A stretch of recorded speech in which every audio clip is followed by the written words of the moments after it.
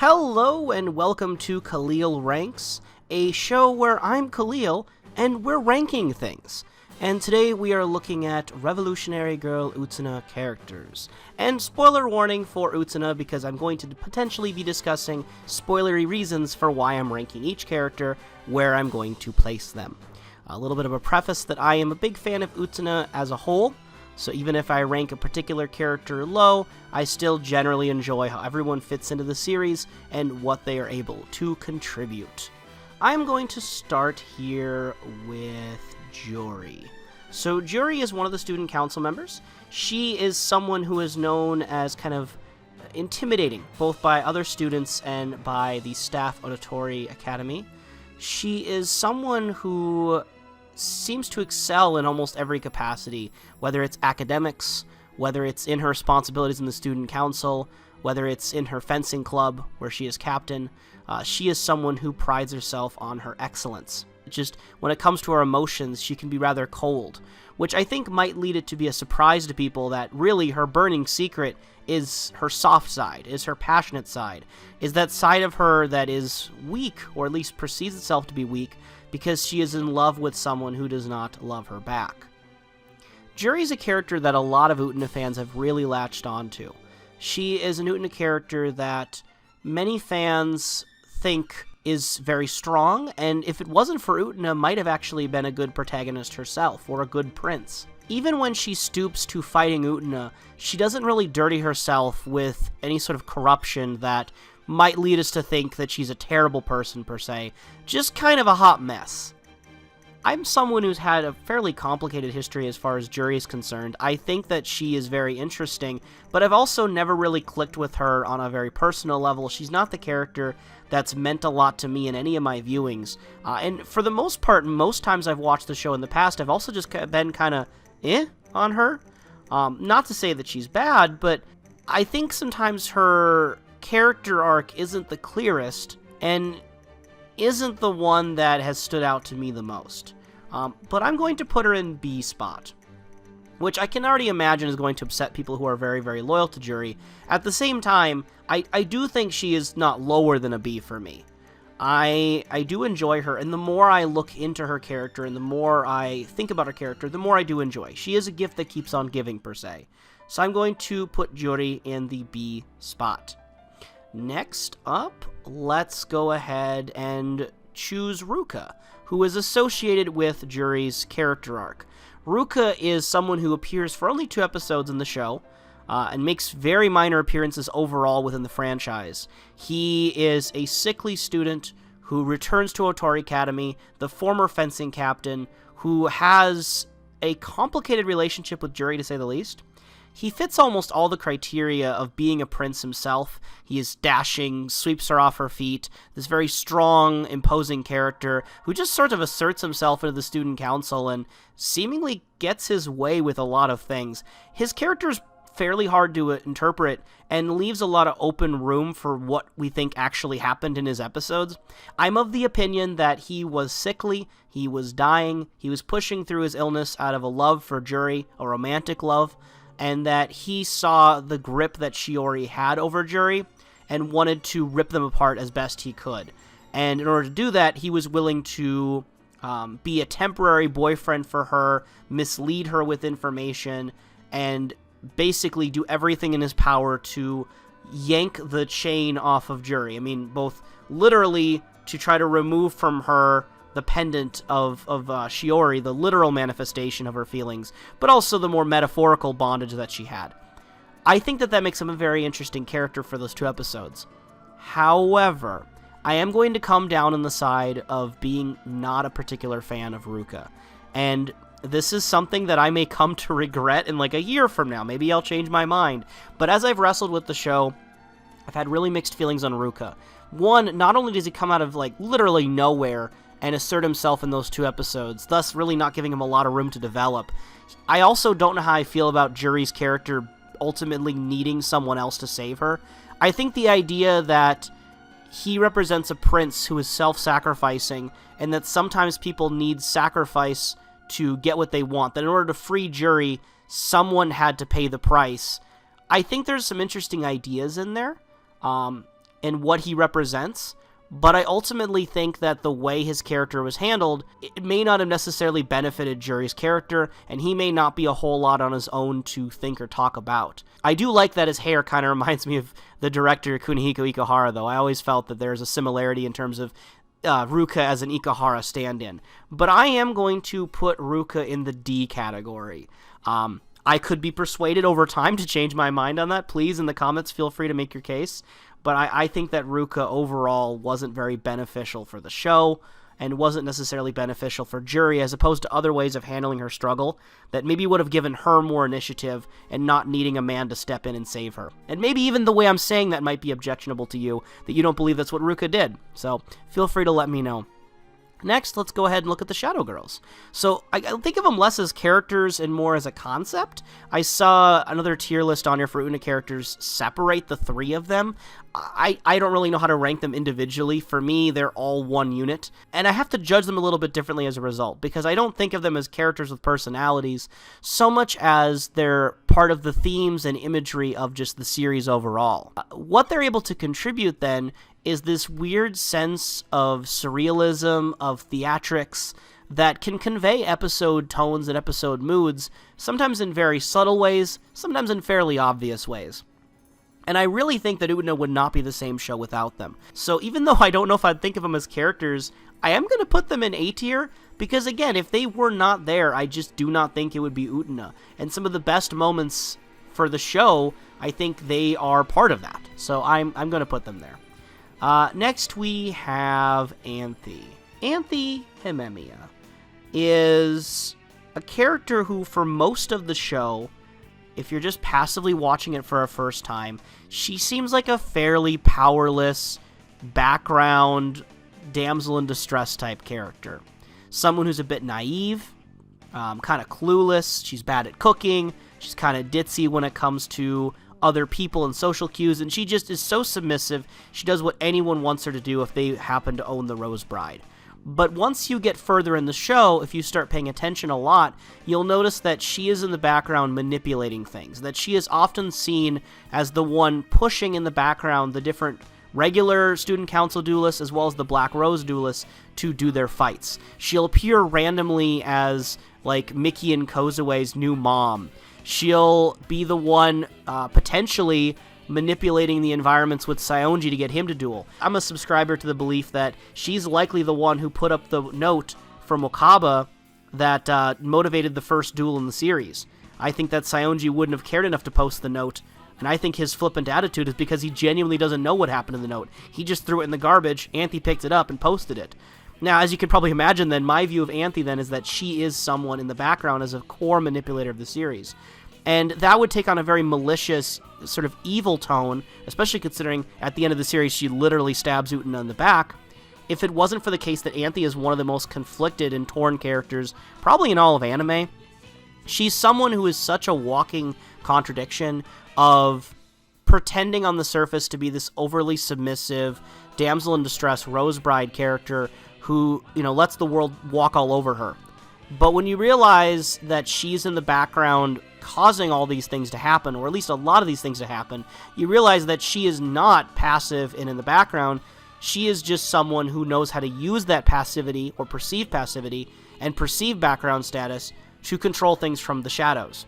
I'm also a subscriber to the belief that she's causing the majority of Nanami's problems. So while Nanami seems the one in charge as she's using her posse to slap Anthy up and control her, really, if Anthy's the one who caused the whole curry incident with her magic, and yes, I believe she has magic because she's a witch, and if she is someone who caused Nanami's egg problem, Nanami's cowbell by sending her the cowbell, she's having the upper hand in the last laugh continuously. When Nanami's trying to play that big prank on her about, Operation Miss Himemiya's a big weirdo, she's trying to make it seem like she has snails in her pencil box, and the mongoose, and the octopus.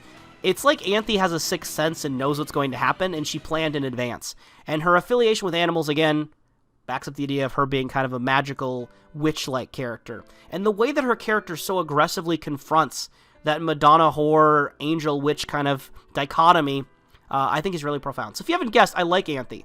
I'm going to put her over there in S tier. I think she's a fantastic character. And if I were trying to argue quote-unquote objectively speaking, I would say she's the best character in the series in terms of the writing quality. She has so many layers going for her. Let's go ahead and rank next. Mickey. So, Mickey is a weird one. I think a lot of people perceive him as the most kind and gentle and normal of the student council members, and, like, the least, problematic, considering that, like, Sayonji's a physically abusive person, Toga's got this weird playboy personality going for him, Nanami straight up, like, kills a cat, you know, and she's just incredibly, willing to just kill Uttana during the duel, and Jori is obviously has her own internal like issues going on in the background with her relationship or lack thereof with Shiori. So I think a lot of people give Mickey the benefit of the doubt for being a little bit nicer and kinder and really just in the wrong place at the wrong time. And I'm going to sharply disagree. I'm going to argue that Mickey is very psychologically messed up. And I think that if it's not always conscious, even if it's subconscious, he is a very unhealthy person. He is someone so fixated on this past memory of himself with his kid sister that he always is trying to recreate it and impose it on other people.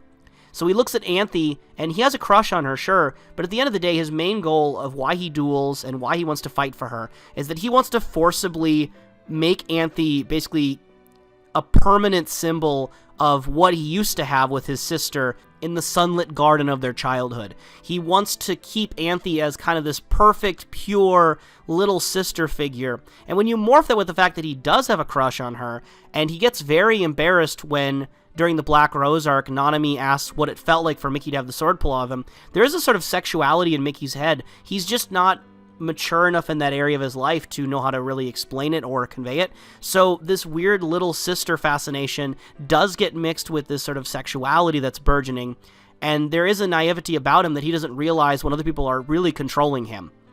Whether it's his teacher that was making advances on him inappropriately, whether it's Toga and his manipulations, or Anthe, he just kind of has this personality type that is so fixated on perfection that the only person he can ever blame for anything going wrong is himself. I do think Mickey's really interesting. I would never really found him my favorite character, but I'm going to put him in A tier because the more I've looked into him, the more I've thought of Mickey as just an interesting case study. And also, really the first student council member to get focused development with his two-parter episode in Season 1. I think that he was a curious choice that a lot of people, again, look at as more well put together than I think he really is, that he is just as problematic or messed up as the majority of this weirdo cast.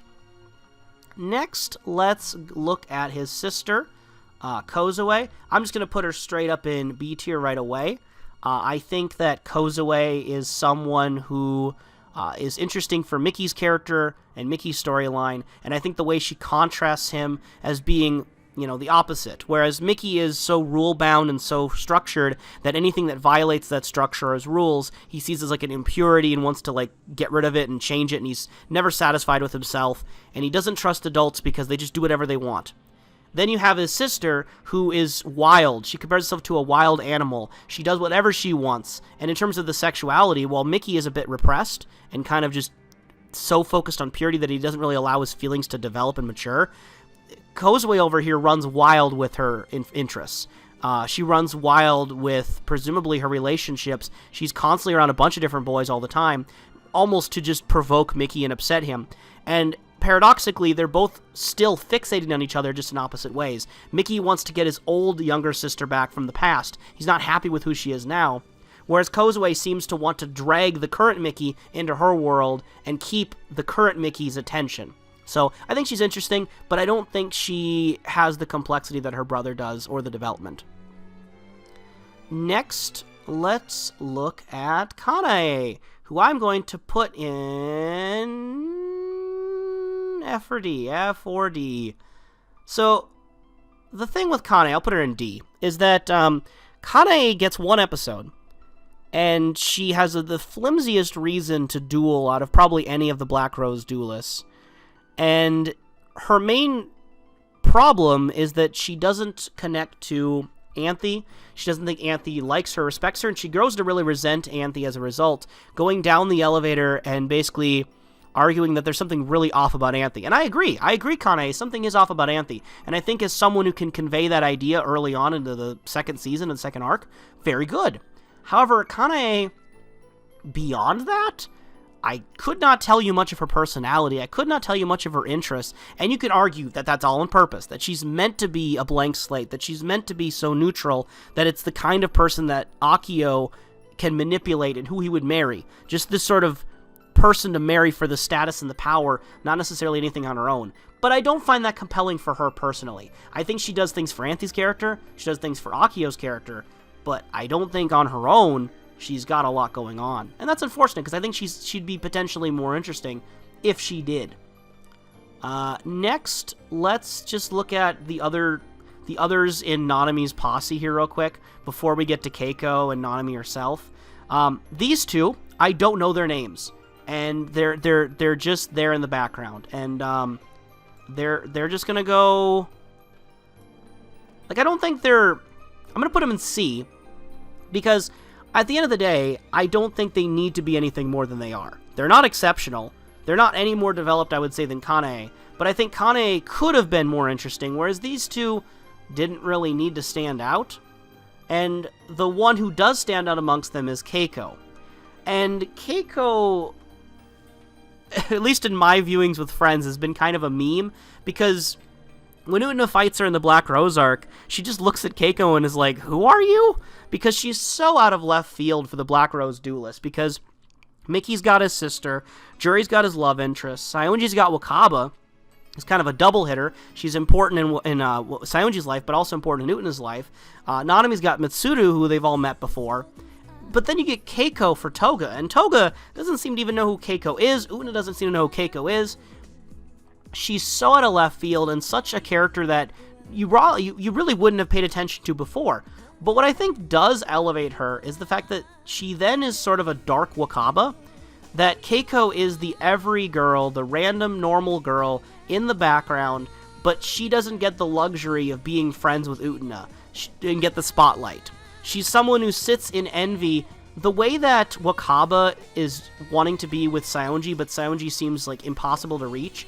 I think Keiko has a morphed version of that for Toga. But the problem with Keiko is that to really enjoy her, I've had to go out of my way to read into her character and think about those things. I don't think in a first-time viewing, Keiko's going to stand out, like, at all. I'm going to put her in B tier as a result of that. I think that she is a step above her two other cronies, but I don't think she's much more than that, just because, again, you have to really dig to enjoy her. But there are things to enjoy. Let's go ahead and wrap that up then with Nanami herself, who is going straight into S tier. Nanami is my favorite character in Revolutionary Girl Utena. Let's just spill the beans on that right now. I could talk about her for forever and a half, so in order just to avoid spending all the time that would cause and how long this video would end up being, just suffice it to say that I find her weird antics and comedy bits really, really good. The quote-unquote Nanami episodes of the curry, the cowbell, and the egg are fantastic. The shenanigans that she gets involved in with animals and Mitsuru, fantastic. I think that she provides such incredible levity to the show. But on a deeper level, I think that she is such a perfect foil for Uttana as almost a secondary protagonist. When she takes over and starts dueling, she adopts like a new duelist outfit, very similar in my mind to how Uttana has her own duelist outfit. And Nanami doesn't even care about the rules. She is willing to kill Uttana. She's not there for the weird student council, revolutionize the world, Rose Bride nonsense. Her reasons for fighting are 100% just for her prince, and that she will do everything for him. So that way, when we get to Season 3, or Season 4, however you want to lump it, and you have the arc where Toga is quote-unquote revealed to not be a blood relative of her, in this whole manipulation that he's doing, she is devastated and lose everything. But I think the moment of strength for her is that she actually does cut Toga out. And the egg episode, while being an absolute, bizarro land episode, I do think has importance, because in that episode, which is right before basically the falling out between her and her brother, Toga basically commands her that the reason why they get along so well is because she's the kind of girl who doesn't lay eggs, heavily implying the weird idea that she should get rid of the egg. But Nanami at first gets rid of it, but feels so guilty that she goes back for it, that she's willing to betray Toga over this love for this egg. And you could read into that in a million different ways, but it's the beginnings of the idea that she is a separate person from her brother, and that she is able to see clearly, probably before anyone else, how messed up the situation is. Near the very end, she's the one most vocally trying to warn Uttana not to get involved with Anthy and Akio. And you could argue that maybe in the end of the day, Uttana was right to naively run in, because Uttana, in her sacrifice, was able to save Anthy.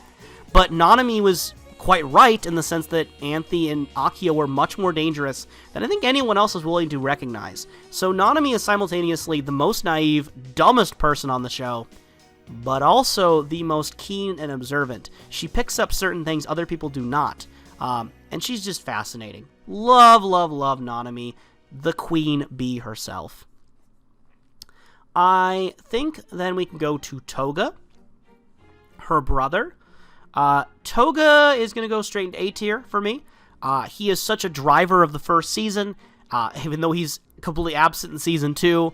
And then he returns triumphantly, well, maybe triumphantly, with Akio for the toward the end of the series, as this weird sort of accomplished Akio, but also rival, who, with these ideas of chivalry, goes from being just a playboy obsessed with power and the Rose Bride is nothing, just she's an empty vessel, to genuinely seeming to fall for Uttana herself. And in the manga, I'll bring that up right now, I guess, because I'm mostly looking at the anime, but in the manga, the way that Toga becomes this sort of knight figure, and then in the movie becomes something else entirely as this sort of martyr figure. I think the permutations of Toga have really done a lot to make me like him, that he is the most varied out of all these characters. I mean, Nanami straight up is only in the anime and is a joke reference as a cow in the movie, but Toga, his 3 incarnations are so different from each other that reveal a very different, like, archetypal spin on what he is, as this chivalrous knight in, like, different connotations. So really interesting guy. Really interesting guy. Next, let's look at Choo Choo. Choo Choo is alright. He's alright. He's not really anything. He's a joke character. It's like they had to have an anime mascot, cute character to market, and they got one. He is seen nearly dying in almost every scene he's in, just consuming poisonous things and, you know, seemingly about to die. He is eternally rivals with Sayonji, especially in a lot of, like, the manga comic parts. Kind of some comedy between these two, and they switch bodies during the curry stuff. He's alright. He's fine. He does what he needs to do, and not really much else more than that. You can get into some weird theories with him in the egg episode, that he shows up randomly at Anthy's door, and there's a weird kind of look and feeling between the two that, like, something happened when he was gone, like he might have been reincarnated or some weird sort of thing. He might be, like, Anthy's familiar if she's a witch. A lot of weird stuff you can do with Choo Choo, but, I don't know, he's alright. Let's look next at his rival then, Sayonji, who I'm going to just, you know, straight up, this is a subjective list. I can give reasons to back up some of these things, but I'm also just going to go with how I feel. And straight up, like, Sayonji, my man, I love Sayonji. And, like, he does not deserve to be up here with these two legitimately much better written characters. But Sayonji is hilarious. And the fact that the show introduces him as this just disgusting, abusive guy, and just this sort of manipulative, the stereotypical, like, bad boyfriend kind of character, but then manages to, over the course of the series, take him down so many notches to the point that you realize that he is this incredibly sentimental, like, mushy guy who has, like, these diaries that he has to keep giving Anthy with all of his sincerest thoughts and his little cartoon drawings of Uttana.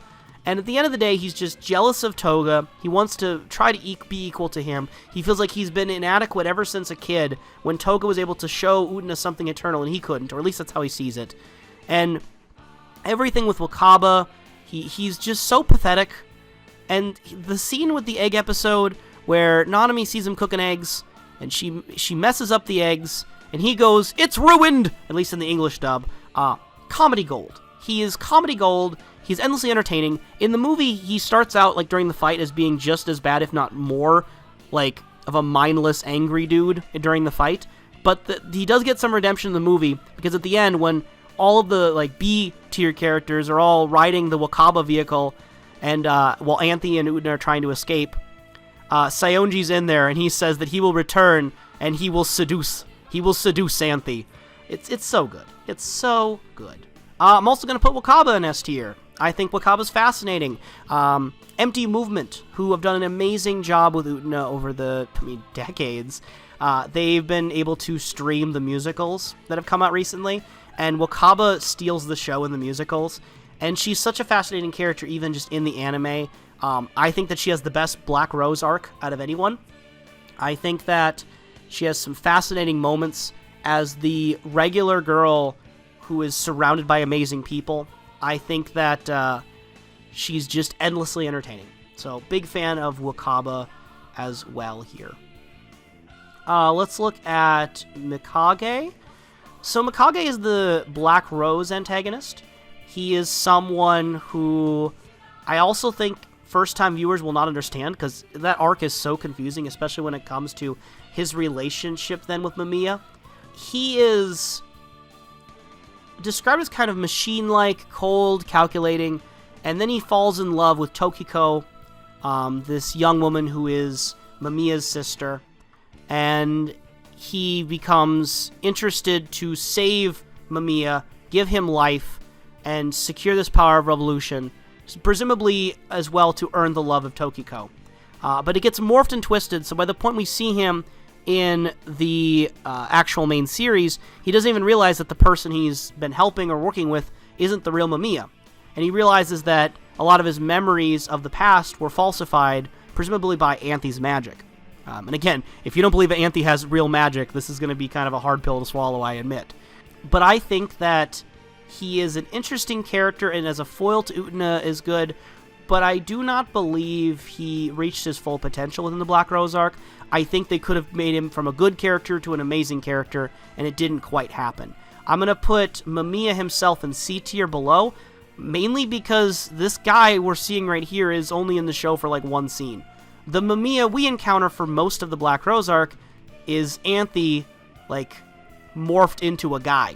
How much of that she's consciously aware of and how much of that she doesn't seem to actually remember is unclear. She wakes up feeling really, really tired because it seems like she's not really getting her sleep, which, no duh, because it seems like at the night she's masquerading as a different person and talking to a different pink-haired protagonist-like figure. I think that most of the things that make Mamiya interesting are from Anthy, not from the actual Mamiya. As the actual Mamiya is not really much of a character, he's just there. And he doesn't need to be much more than that, it's fine. Let's look at Akio and Dios. This ranking does rank them separately, but I'm going to put them together because I really do think that they work together in conjunction as one entity. So I'm going to put both of them together in A tier. I mean, I don't think I have to say too much about this. Akio / Dios are such an incredibly driving force of the show. Akio is a perfect antagonist, and there's a lot of room for theorizing involving his relationship to the prince, what it means to be a prince, was he ever a prince? We get kind of conflicting backstories on him and Anthy. One, we get the play that is put on by the drama club, but then we also get like scenes we actually can see of the past, with Uttana talking to a younger version of Dios and seeing the Rose Bride being pierced by the swords in a kind of a childhood flashback after she leaves her coffin. We get conflicting messages that I think make him more interesting. He's got this sort of astrology, Satan kind of vibe going for him, which is pretty cool. I'm going to rank Akio and Dios in A tier as a result of that. Now we are down to just the final characters. We'll end on Uttana. That sounds like the best for me. So, removing kind of these three here real quick, we get our Onion Prince. Who is an interesting character in the sense that he does not end up being accepted by the Black Rose duelists or the Nemuro Memorial Hall Mikage seminar. He's rejected in the elevator because he's considered pure. He doesn't have an unhealthy obsession that wants to hurt the object of his love. Whereas Cosaway would almost want to see Mickey fixate on her forever. And Shiori is, wants to just make Juri's life miserable. And Mitsuru, a bit more complicated, but his end goals are not always as pure. He seems to want to race to adulthood a little too fast. Wakaba wants to earnestly, enact her jealousy to make her dreams happen by force.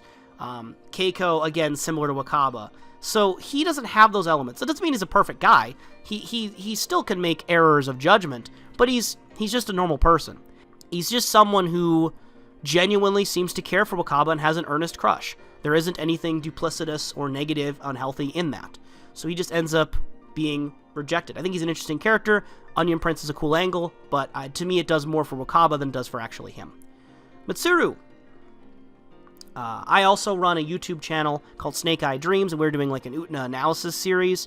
And my partner for that video series, the Unplugged Professor, he calls himself, Mitsuru is one of his favorite characters. It probably is his favorite character, unless that's changed in the past few months. Mitsuru, for me, though, is a C. I like him. I like Mitsuru. I think he's good stuff. But I've never really found him fascinating as a character, and just a personal message. I think that he is the only, child main character is really interesting.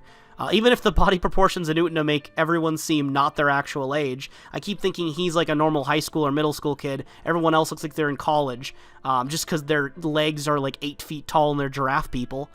But regardless, Mitsuru is good stuff. He's C. Shiori. Probably the most evil, just outright negative person in the show. I mean, I'd love to hear a case for her, but she just seems very thoroughly twisted and conniving, and hopefully she grows out of this phase before she, legitimately ruins people's lives, more than she already has with Jori.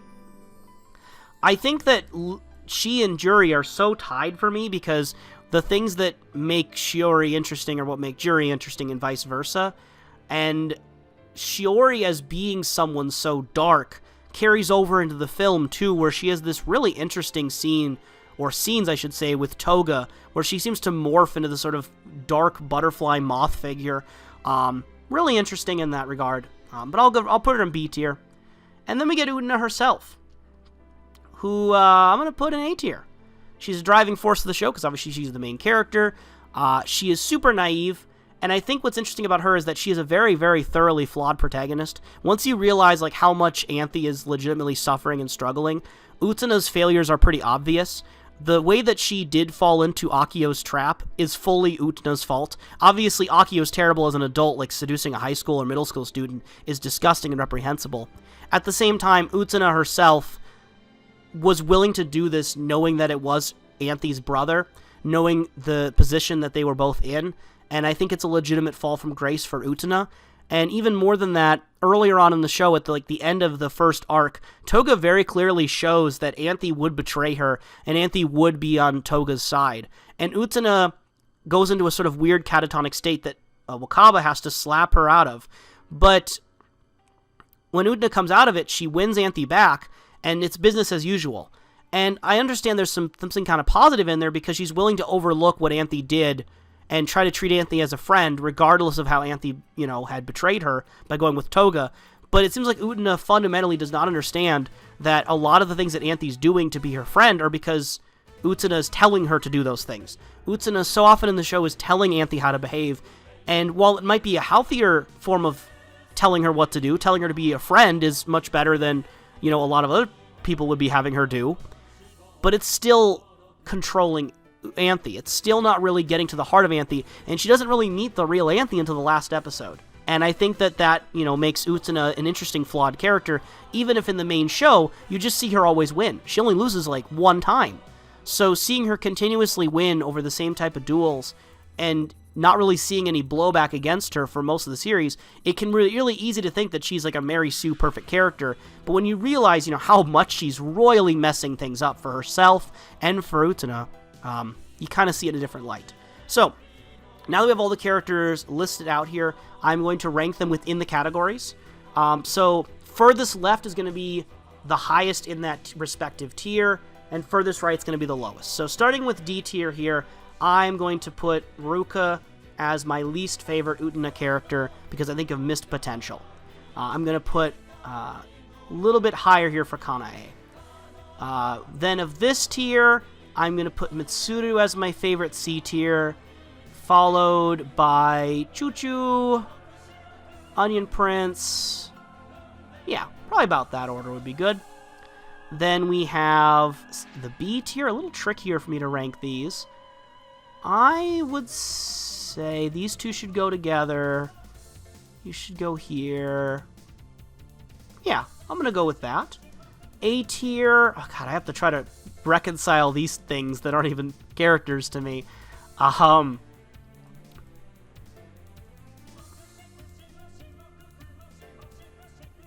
Do I find Mickey more interesting than Uttana? No, I don't. In fact, there. I'm gonna say this, I'm gonna commit to this, and I'm gonna regret it in an hour. And then over for S tier, Nanami's my favorite character. This is how I feel. This is how I feel. And I'm going to keep these two next to each other. So, thank you very much for watching this Uttana character ranking video. If you have your own opinions of where you might disagree with me, I would love to read about them in the comments. Please remember to keep this respectful of everyone's views. This is just a subjective list. I love Uttana as a show, and I mean no ill will towards you if you happen to love Kanae and she's your favorite person in the whole fictional world. Once again, in case you're interested, I have another channel called Snake Eye Dreams, where we're doing a Uttana series. The first episode is currently up, and that is one where we look at the creators of Uttana and kind of the genre conventions it's in, sort of an understanding, a history of the show. And then from now on, we're working right now on the Mickey episode. It's going to go character by character, analyzing each one. So if that sounds like something that would interest you, go ahead and check out our Snake Eye Dreams channel. But until then, for the revolution of the world, ciao.